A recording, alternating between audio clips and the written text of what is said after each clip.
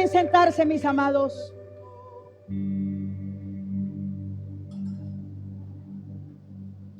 Creyendo que nosotros estamos en este mes, la palabra que el Señor activó de gracia sobre gracia, y que no sé si usted está en la misma condición que yo, pero yo estoy viviendo bajo cielos abiertos. ¿Cuántos están caminando bajo cielos abiertos? No, algunos parece que lo tuvieran como de sin los cielos. Yo voy a volver a preguntar, ¿cuántos estamos caminando bajo cielos abiertos? Eso usted tiene que creerlo, y usted tiene que declararlo, y usted tiene que profetizarlo. Cualquier cosa, yo estoy caminando bajo cielos abiertos. Entonces, hermano, este mes de mayo, yo recuerdo cuando yo me convertí al Señor, hace muchos años antes de que se enfriara la tierra, en la iglesia donde nosotros crecimos, que tuvimos ahí más de 20 años, que salimos fue para acá, siempre el mes de mayo se dedicaba a la familia, a todo lo que tenía que ver con matrimonio, y es por eso que el viernes 30 de mayo tenemos algo de lujo en este lugar. Y quisiera todos estos días hablar de lo que tiene que ver con la familia. Y en esta mañana yo quiero hablar porque si hay algo que nosotros debemos de entender, amados, es que las familias están bajo ataques. Eso es algo que no lo podemos negar, y es algo que no lo podemos evitar. La Biblia nos enseña, la historia nos enseña que desde el principio las familias han estado bajo ataque. Y ninguno de nosotros en esta mañana podemos negar las dificultades familiares, y tampoco, amados, podemos hacer a un lado las estadísticas tristes de cómo se encuentran la mayoría o cómo se encuentra la familia en general en el día de hoy.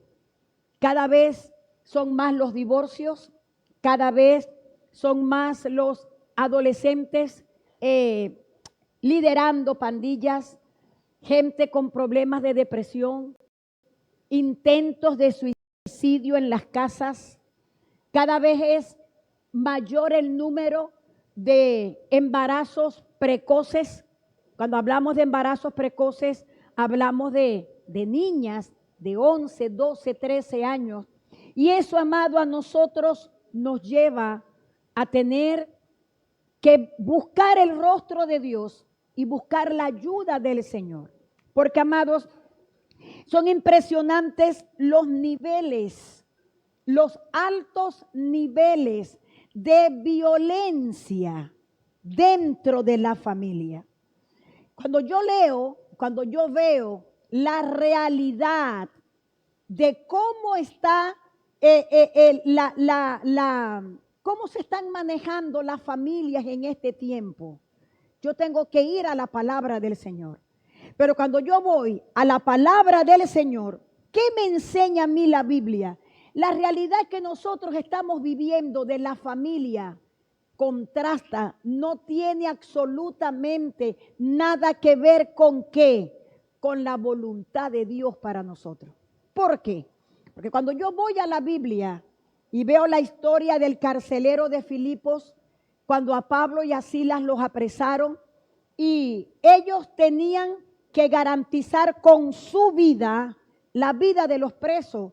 Sabemos la historia, Pablo y Silas se pusieron a adorar, se pusieron a cantar en medio de esa tragedia que estaban viviendo, que dice la palabra que las manos y los pies de Pablo y de Silas estaban en un cepo. Y dice la palabra que a medianoche ellos, hubo un terremoto, se abrieron las cadenas, pero cuando pasó el terremoto, el carcelero, él pensaba que se habían escapado los presos.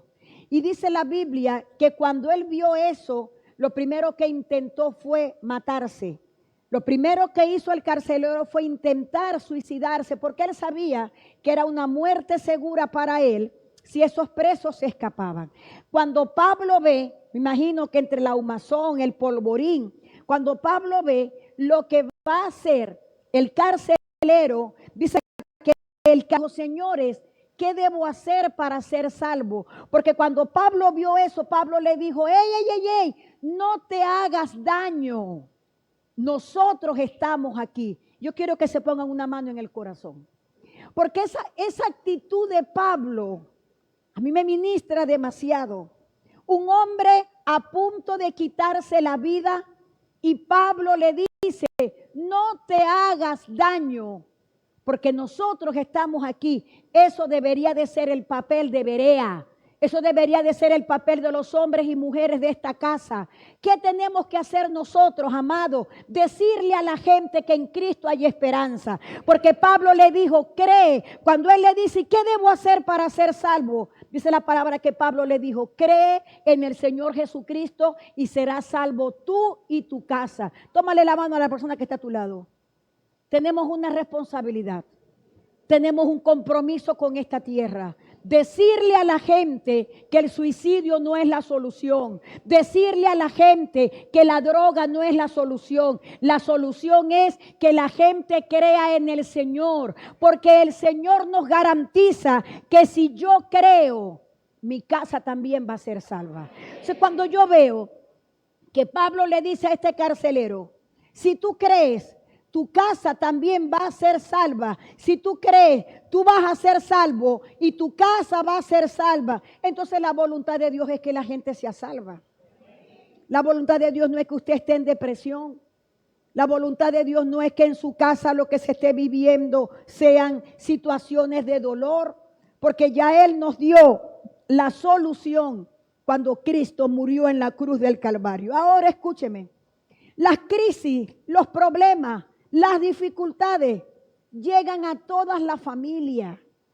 Y hay un caso en la Biblia, el hogar de José y de María. La Biblia dice en Mateo 1, hablando el Señor, y dice, el nacimiento de Jesucristo fue así.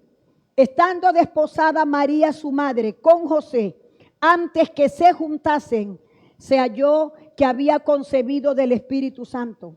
José, su marido, como era justo, no quería dañarla, quiso dejarla secretamente. Este hogar enfrentó dificultades.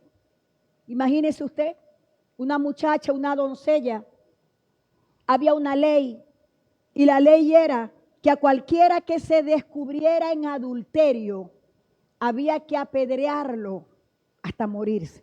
Yo digo, menos mal que esa ley el Señor Jesucristo la abolió, porque ninguno estuviéramos vivos. Ninguno. Porque aquí, pastora, yo nunca me he acostado con ninguna mujer y en la mente tuya con que te habías acostado. Así que aquí de esto no se escapa nadie. Mejor ni toquemos el tema. Pero mire lo que pasó allí. En esa casa había un problema. ¿Por qué? Porque José se entera de que la muchacha está embarazada. Y la Biblia dice que el hombre era justo. Pero como él era justo, él dijo, o sea, yo no puedo estar con esta muchacha. Entonces él lo que pensó fue irse en secreto para no dañarla. Ahora, yo estudiando esta palabra, porque si José sale de esa casa, eso hubiera sido el debacle. El Señor Jesucristo no hubiese podido morir por nosotros en la cruz del Calvario. Porque que José se fuera implicaba que iban a indagar hasta conocer lo que iba a pasar. ¿Y cuál iba a ser el destino final de María? Morir bajo las piedras de los hombres inclementes de ese tiempo. Ahora, cuando yo veo esto, él se quiso ir secretamente. Yo me pongo a pensar, ¿cuántos secretos tenemos nosotros en la casa? Pero el problema es que esos secretos que hay en las casas están dañando la estabilidad familiar. Este matrimonio de José y de María fue diseñado en el cielo. A pesar de que fue diseñado en el cielo, ellos tuvieron crisis que tuvieron que superar. Cuando José piensa en abandonar secretamente a María, ¿qué motivó a José a eso? Él fue influenciado por los celos. Hermano, es que es difícil creer, que alguien te diga, no, yo no estoy embarazada de ningún hombre, el Espíritu Santo vino sobre mí. José no creyó.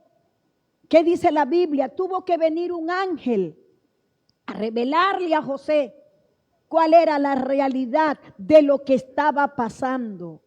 El asunto, amados, es que muchas veces en las casas de nosotros hay cosas que uno piensa, si los demás lo supieran. Hay cosas que la mujer piensa y dice, si mi marido supiera este secreto. Hay cosas que el marido dice, si la mujer mía, los hijos quizás, pero cuando yo me doy cuenta de que hay secretos que pueden estar dañando nuestra estabilidad familiar, yo tengo que darme cuenta que eso es un problema que está afectando la familia. No solamente podemos ver el caso de María y de José.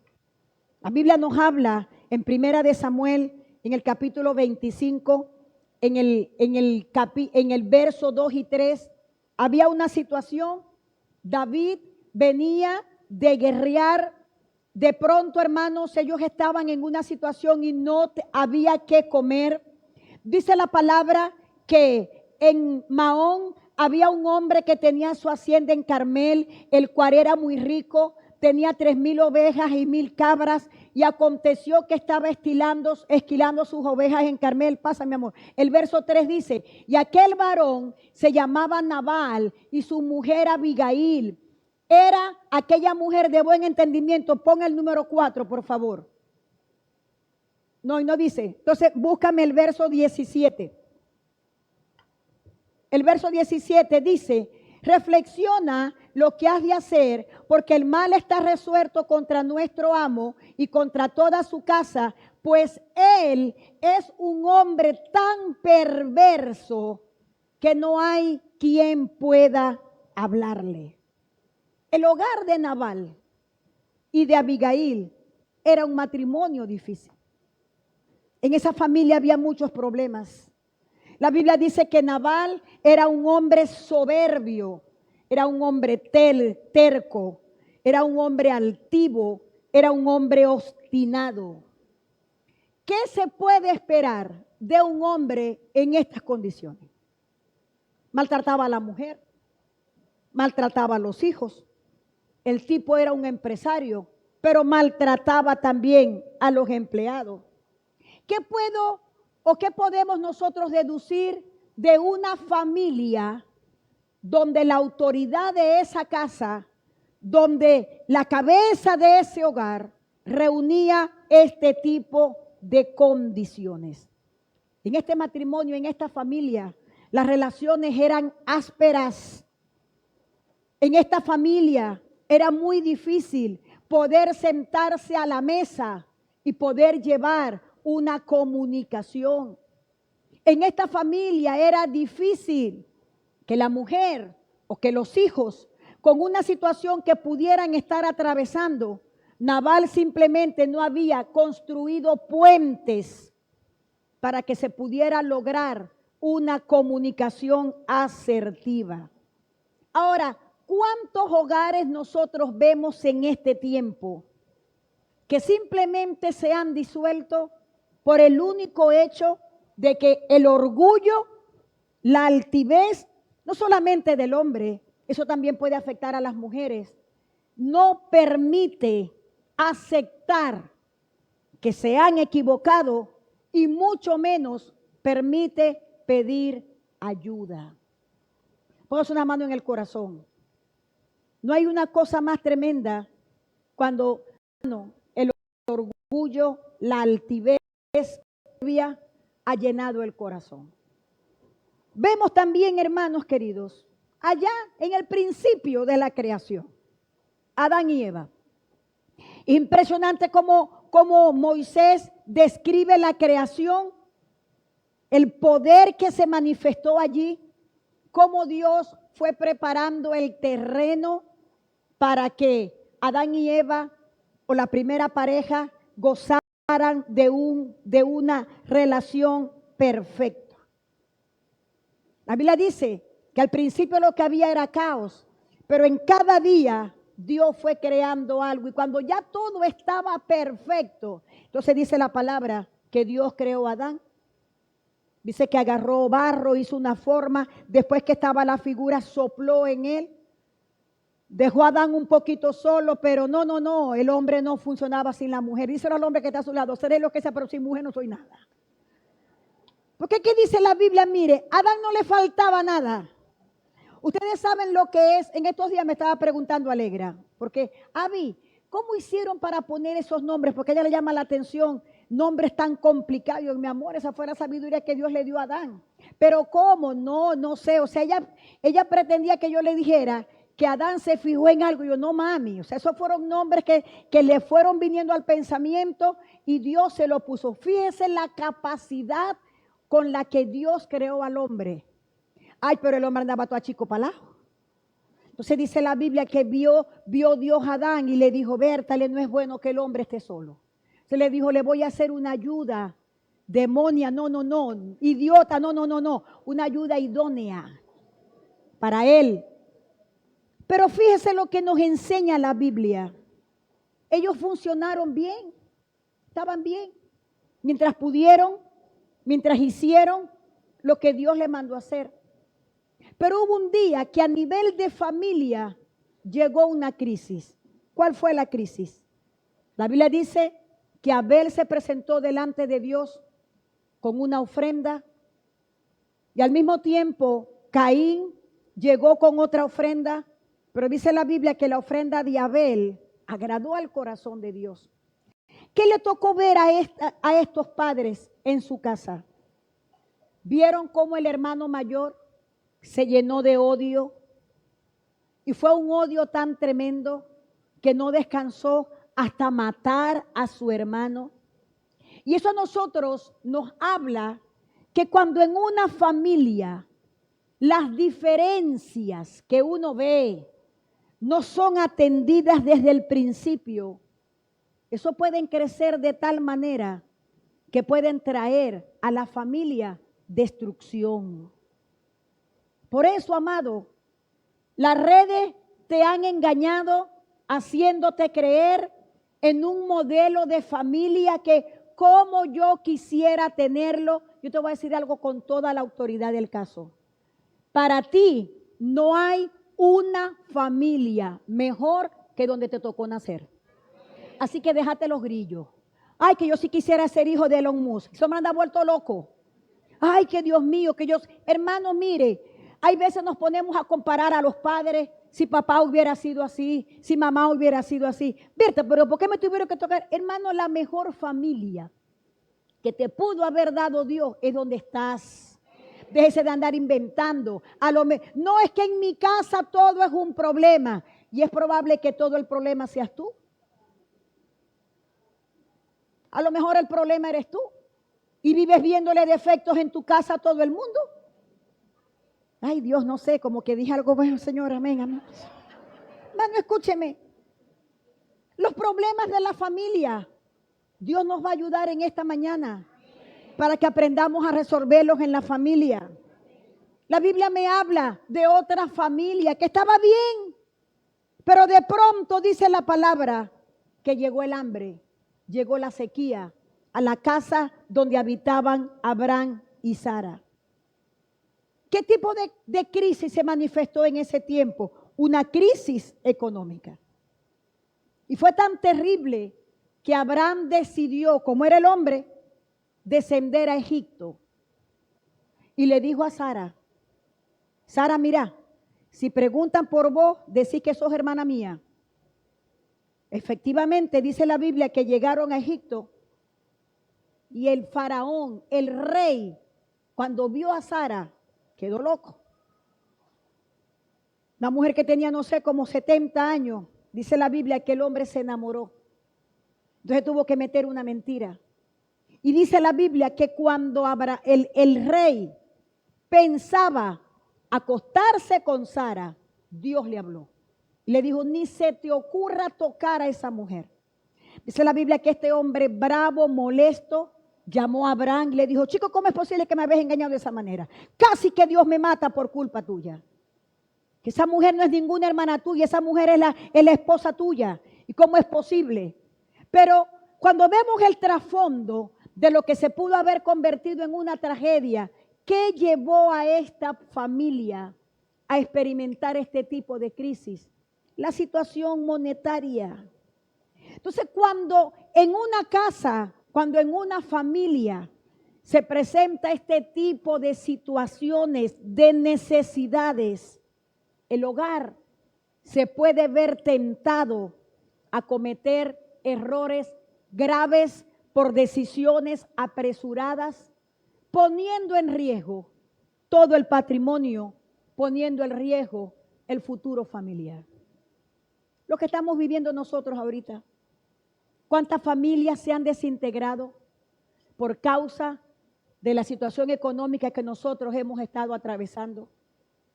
Y no solamente eso, hermanos, los problemas que se presentan cuando la familia emigra, el que se va a lo mejor no vuelve porque se enamora, el que se queda ya cuando si aquel viene también se enamora. Es una cosa de desintegración familiar.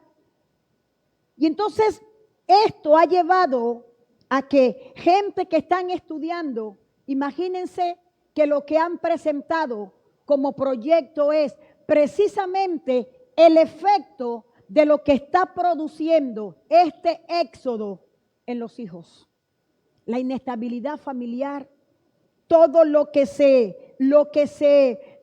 trae como consecuencia por querer echar para adelante, por querer prosperar, porque hay deudas que saldar y a mí no me interesa si por causa de prosperar yo dejo el propósito, yo dejo a la mujer, tengo que hacer lo que Dios no me ha dicho. Esto es un problema en la familia. Ahora, la familia no solamente presenta problemas, la familia tiene enemigos. Y el primer enemigo que yo veo en la familia es el egoísmo. Pastora, ¿y qué define usted como egoísmo? Buscar lo que a mí me guste. Buscar lo que me satisface a mí. La actitud del egoísmo en la familia es una actitud que solo espera recibir todo el tiempo. Hay una indiferencia total ante las necesidades de la pareja. Hay una indiferencia total ante las necesidades de los hijos. Aquí a mí lo que me interesa es lograr mi objetivo. A mí aquí lo que me interesa es que a mí se me atienda, que mis necesidades están por encima de los demás, sin importar lo que esa actitud pueda ir socavando el fundamento de esa institución como lo es la familia. Ahora, cuando yo voy a este problema de egoísmo, hermanos, el único antídoto, la solución para el problema del egoísmo en la familia es el amor de Dios en el corazón del hombre. Ahí no hay más nada, hermano. Porque la Biblia me enseña a mí que el amor todo lo puede, el amor todo lo cree, el amor todo lo soporta. ¿Qué me dice a mí Dios del amor? El amor no busca lo suyo. Y ese es el problema del egoísmo en la familia. A mí no me interesa si la mujer no tiene ni siquiera ropa interior que ponerse. Yo me echo encima todo lo que yo quiero. Y esos muchachitos, bueno, sí, la madre que vea cómo hace o el padre que vea cómo hace. A mí lo que me entra es para mis uñas, para mis pestañas, que se caiga el rancho encima. Son las paredes impresionantes, las goteras en el techo, nada sirve en esa casa, pero el marido cada vez usted lo ve mejor, la mujer cada vez usted la ve con mejor apariencia y se les está cayendo el rancho encima. ¿Qué hay ahí? Una actitud egoísta. Ey, me pasé, cálensela porque ahora es que viene. Hermanos, con el amor de Dios es de la única forma como se puede vencer el ego en nuestras vidas. Hay otro enemigo en la familia y es el exceso de compromisos que esto trae como consecuencia agotamiento físico. Entonces no hay tiempo para la familia. Mira, hermano, uno tiene que tener cuidado Y quizás con esto yo misma me voy a echar cuchillo en la garganta, pero las mujeres casadas de Berea saben que para mí, una mujer casada que no atienda su casa como tiene que ser, para mí el trabajo que hace para Dios, para mí no vale. ¿No? Usted tiene que atender primero a su marido. Que ahora el gordo ese no se vaya a agarrar, ve que la pastora dijo, porque así son. No, pero la mujer sabia edifica la casa y tiene un equilibrio. Nosotros tenemos que atender nuestra casa, hermano. Ahora escúchenme, cada vez que usted ve algo en las redes de alguna situación de enfermedad, todo lo están asociando al estrés, la enfermedad del siglo XXI.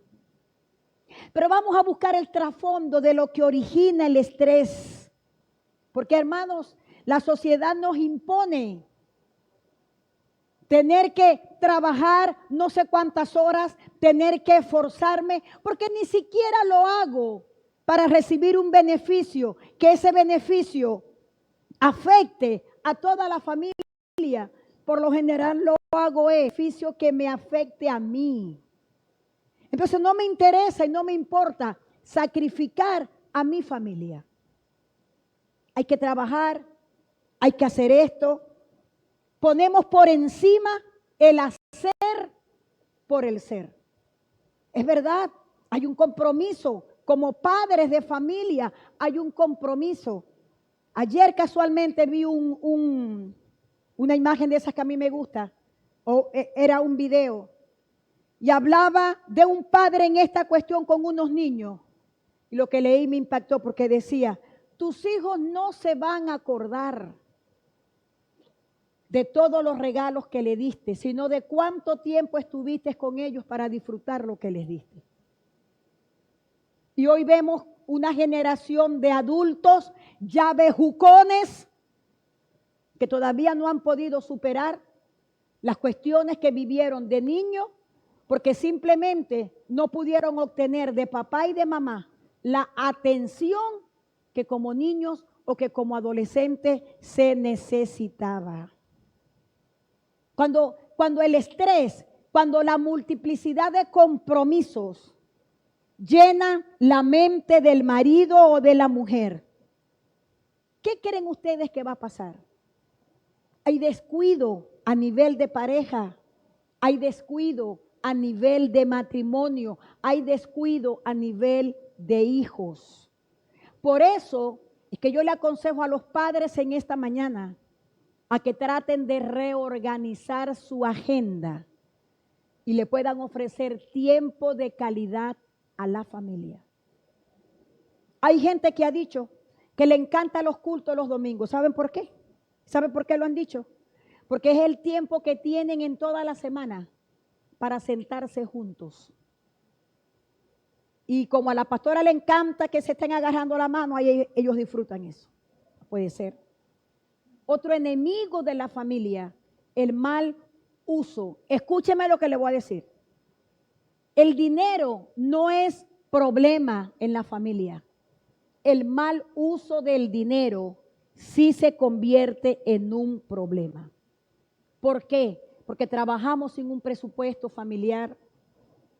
No hay una correcta planificación.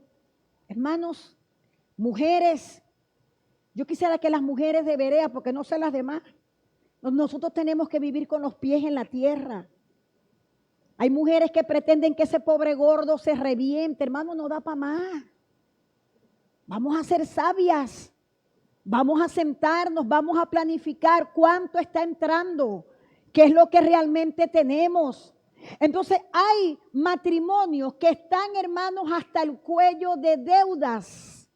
Incluso, y en estos días lo vi, escuché una prédica de un apóstol que yo respeto demasiado, creo que ya yo lo dije aquí, donde él hablaba de la maldición que se genera en la gente cuando presta dinero a interés y la gente que quita dinero a interés. Está en la Biblia.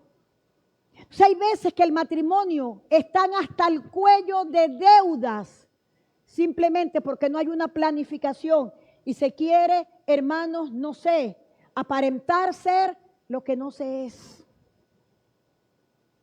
Si usted tiene al marido suyo, póngale la mano, pero no en la cabeza, por favor. No, no, aquí en el hombro. Amados, en la Biblia tenemos los códigos. Cómo nosotros podemos vivir una vida organizada sin tener que estar bajo la presión de las emergencias que se nos puedan presentar. Escúcheme algo, hermanos queridos. Nosotros deberíamos de darle más valor en la casa a los tesoros que tenemos. ¿Cuáles son los tesoros que hay en una casa? El padre, la madre, los hijos. Y hay gente que para ellos lo más importante en su casa son los bienes materiales que puedan tener. Menos mal que eso aquí no pasa. Aquí no pasa. Creo yo. De esa gente, hermano, que hasta le queman las manos a los muchachos, les dan tremenda paliza porque por alguna situación rayaron algo, rompieron algo. Imagínense ustedes. Eso no pasa aquí. Amén, hermano. Están muy callados, no me hagan pensar lo contrario. Entonces, hermanos queridos, la mala administración produce fracaso. Y el fracaso produce ira y produce caos en el hogar. Es probable que seas tan bueno en los negocios, y gloria a Dios porque eres buenísimo en los negocios, pero es probable que el éxito en los negocios te pueda llevar a descuidar tu casa, te pueda llevar a descuidar incluso la vida conyugal. Quiero que levanten la mano, porque escúchame, amado, Dios nos quiere bendecir en todo, pero tenemos que administrar bien lo que el Señor nos da. Hay un serio problema en la familia y es la falta de comunicación. Y esto, hermano, es uno de los más grandes enemigos de la familia. Usted habla con los terapistas o terapeutas, llámese psicólogo, psicopedagogo, incluso psiquiatra. Y hermano, y esta es la mayor causa de consulta a los psicólogos y a los consejeros de familia. Entonces la pregunta es, ¿por qué no hay comunicación en el hogar? ¿Por qué se pierde la comunicación en el hogar? ¿Sabe lo que hace que esto se pierda? La falta de respeto y la falta de valoración al otro. ¿Qué cree usted que puede pasar en un matrimonio donde hay niños? Y cada vez que el hombre le dice algo a la mujer, hermanos queridos, lo trata, no sé, como si estuviera jugando metras con él. ¿Qué mensaje le estamos dando nosotros a los hijos en la casa? Nosotros tenemos que aprender a valorar. ¿Por qué se pierde el respeto? ¿Por qué se pierde el respeto? ¿Por qué se pierde la comunicación? ¿Por el maltrato físico o por el maltrato verbal? La comunicación se pierde por el orgullo, por la soberbia. ¿Qué pasaba con Nabal? La mujer no se atrevía a hablarle a Nabal porque sabía que si lo medio contradecía en algo, ya el hombre explotaba. ¡Ey! En Berea no pueden haber hombres así. Yo me rebelo en contra de eso en esta mañana en el nombre de Jesús. Yo me rebelo en contra, hermanos queridos, que hayan situaciones aquí en las casas donde la mujer se ha hecho un trono, que el pobre hombre, ¿cómo se llamaba el tipo ese? Palomino Vergara. Hermano, yo renuncio a los Palominos Vergaras en esta casa. Oye, que el hombre no se atreve a contradecir al caimán aquel porque eso vuela. No, eso no puede ser, hermano. Y mucho menos las mujeres que aquí se le tenga miedo a papá o los muchachos estén pendientes porque llegó papá y se acabó la paz en el hogar. No, diga conmigo, soy un agente de paz. Dígaselo a la mujer. Y usted, mujer, dígaselo a la hombre, dígase, yo soy un agente de paz.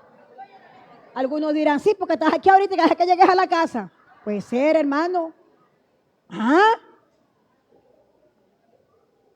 La comunicación se pierde, ¿sabe por qué? por el desorden en las prioridades de la vida.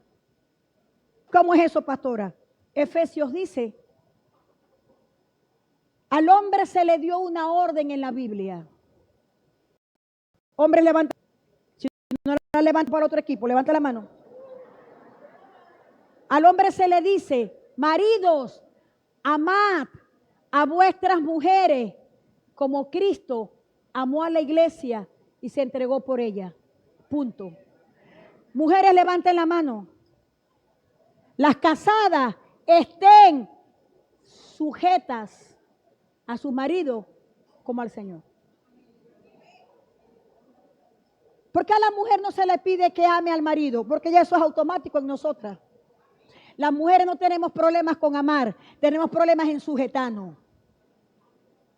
Que eso es un demonio que se le mete a esas mujeres, hermano, ese espíritu de Jezabel, que quieren manipular. No, no puede ser. ¿Por qué al hombre se le pide que ame? Porque el amor va acompañado de muchas cosas. Y una de las cosas que va acompañado al amor es el sacrificio. Y si un hombre ama, se va a sacrificar. Oye, ese amén de Daniel y salió de lo alto aquí de profundo. El amor, usted no puede decir que usted ama a su esposa si usted no se sacrifica por ella. Yo la amo, pero ya va. La presa más grande del pollo tiene que ser para mí. Lo mejor es para el muchachito de la casa, el barrigón ese, que en eso es que se la pasa. ¿Ah? No. Dígale a la persona que está a su lado, amor y sacrificio van juntos. Otro enemigo de la familia, la inmadurez emocional y financiera. Antes de eso me faltó esto, en la comunicación. Es vital sentarse, escuchar y valorar lo que el otro quiere decirnos. Esos hombres que las mujeres les están hablando y ellos están pendientes del teléfono. Ahora yo le voy a decir a las mujeres algo. Miren, mujeres, ustedes tienen que ser sabias. ¿Cómo es eso, pastora? Porque si vos sabéis, porque el problema es que hay mujeres que utilizan la hora del fútbol para que el marido las atienda. No te van a atender, no te van a atender, deja que termine el fútbol. No es que es verdad, caen en necedad. Oye, si sabéis que ese fútbol para ese hombre es como su Dios, espera, ora. Pastor, ¿y qué tengo que hacer? Que se vaya la luz. Ya está. ¿Qué va a hacer? Que se vaya la luz.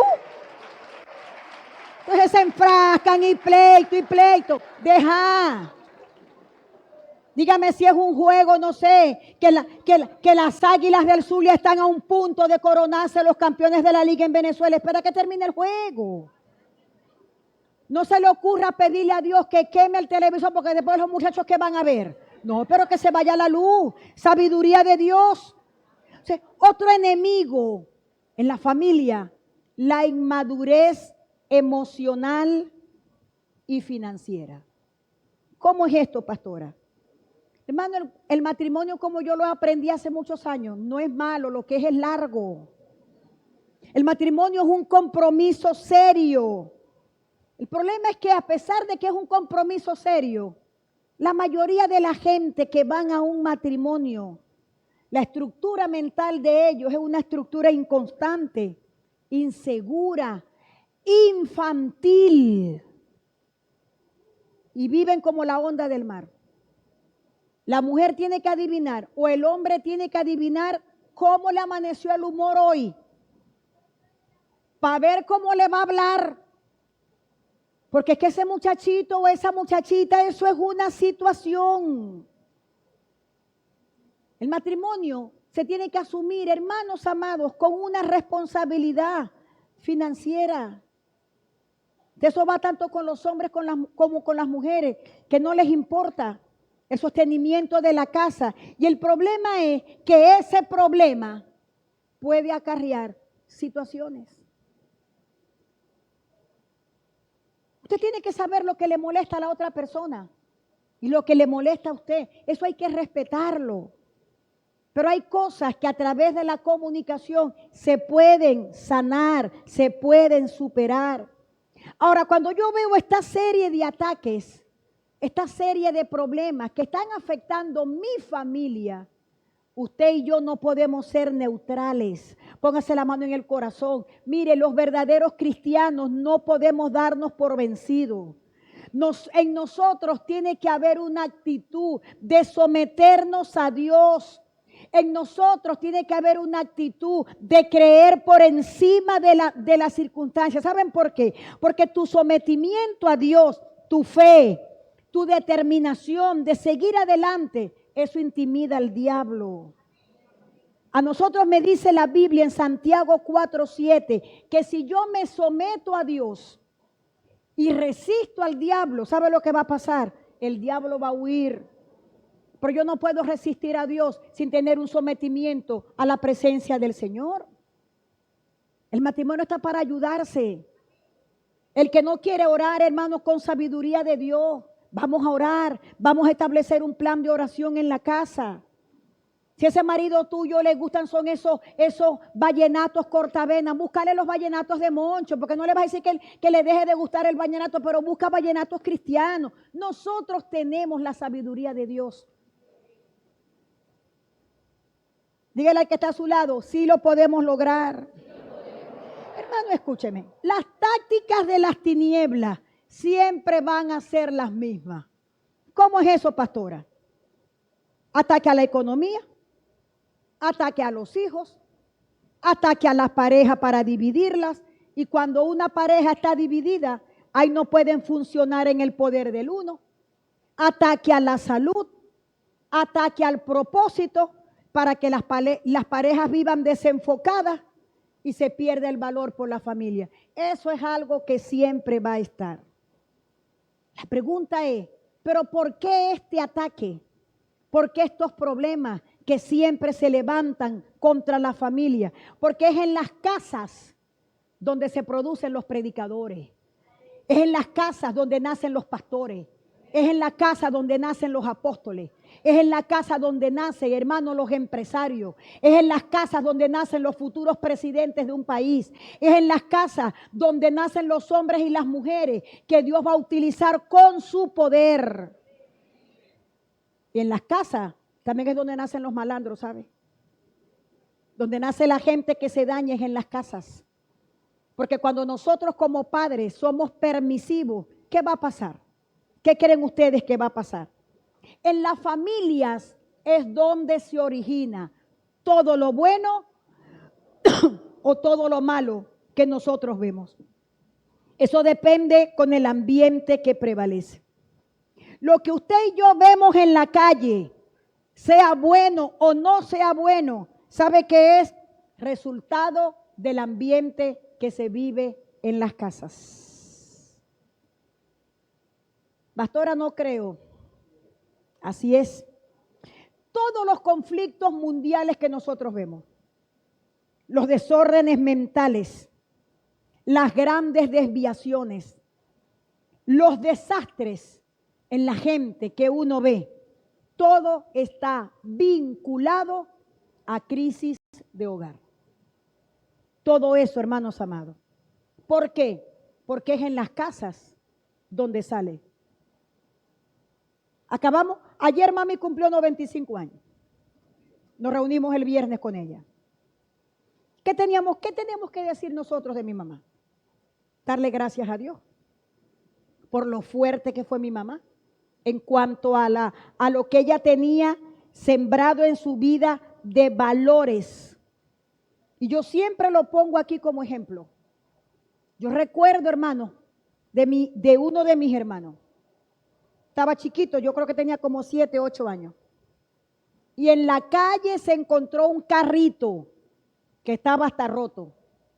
Cuando mi mamá vio a mi hermano con ese carrito, ¿de dónde sacaste vos ese carrito? De allá. Claro, quizás hoy parezca exagerado. Quizás mami, si hubiera sido en este tiempo, viviría en la lona. Pero yo me acuerdo que mami agarró a mi hermano. Primero le echó la pela, le pegó y después fue con él para que mi hermano dejara el carrito donde se lo había. Y una de mis tías le dijo, Délida, pero vos sos exagerada, ¿cómo es posible? Y yo recuerdo que mami le dijo a mi tía, hoy me trae un carrito roto, mañana me trae un carro de verdad. Y se lo voy a aceptar, no se lo voy a aceptar. Valores. Valores.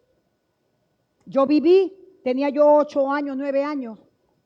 Y uno de mis hermanos, que no sé, andaba buscándole comida a los conejos que tenía mi abuela. Y mi abuela le dio un machete así chiquito para que cortara la paja que ellos comían. Y yo veo el escándalo, no sé, y mami estaba trabajando en el colegio. Y cuando veo habían como 30 vecinos, porque el muchachito empezó a fregar a mi hermano y le dijo, creo que era de carnaval, lo estaba mojando, no lo hagáis porque te voy a dar.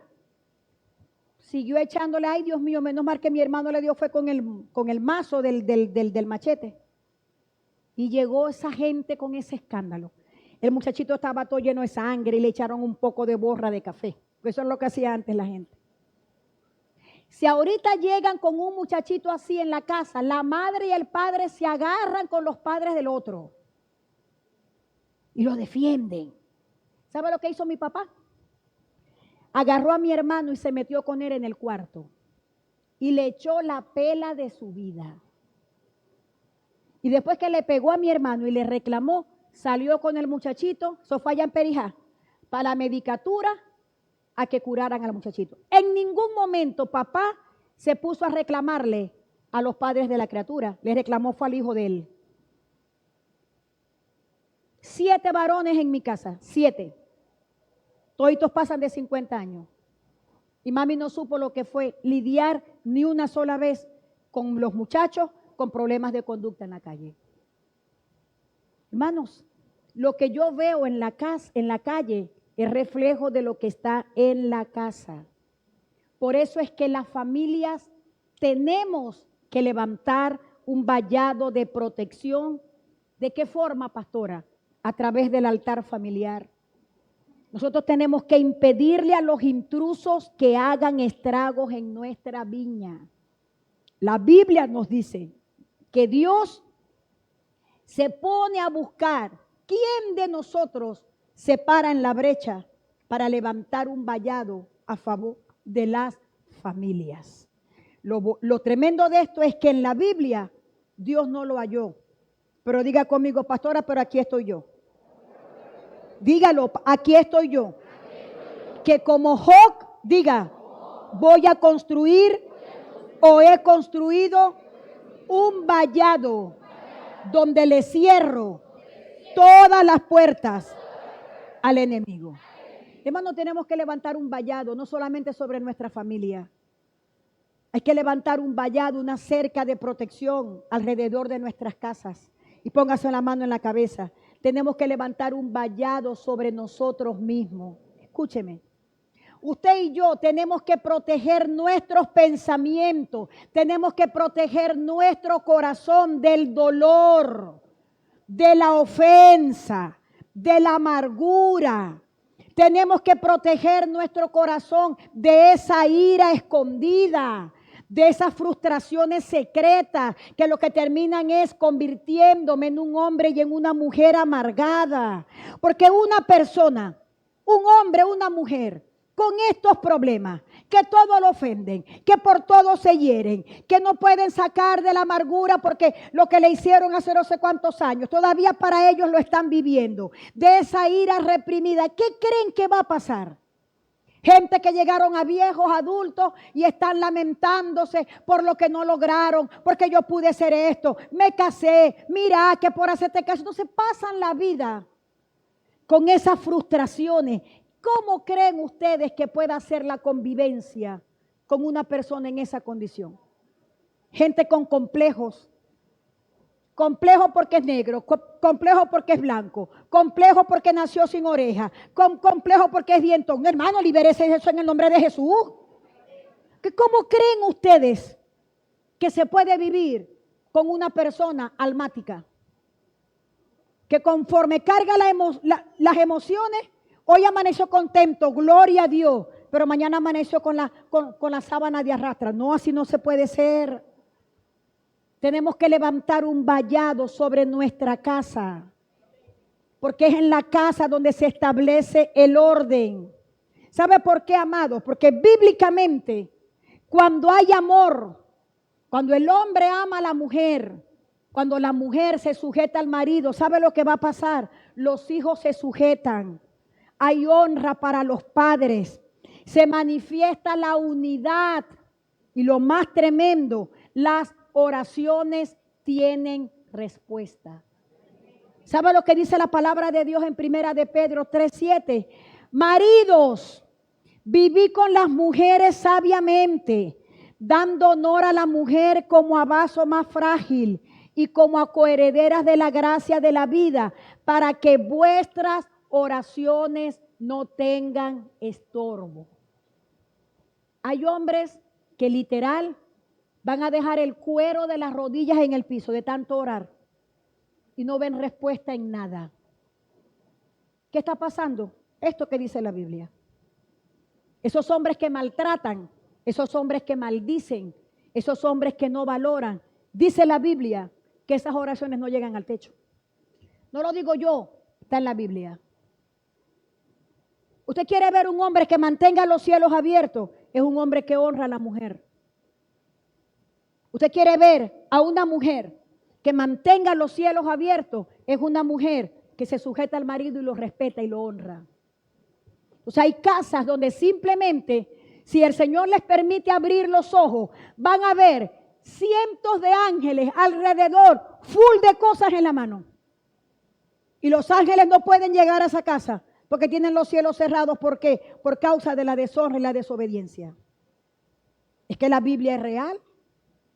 Pero a mí me dice la palabra del Señor que un hombre que maltrata, que un hombre que maldice, hermanos amados, un hombre que no valora, que no trata a la mujer como por la condición en la que ella está, hermanos, la Biblia dice que las oraciones de ese hombre tienen un estorbo, tienen un cielo de bronce sobre ellos.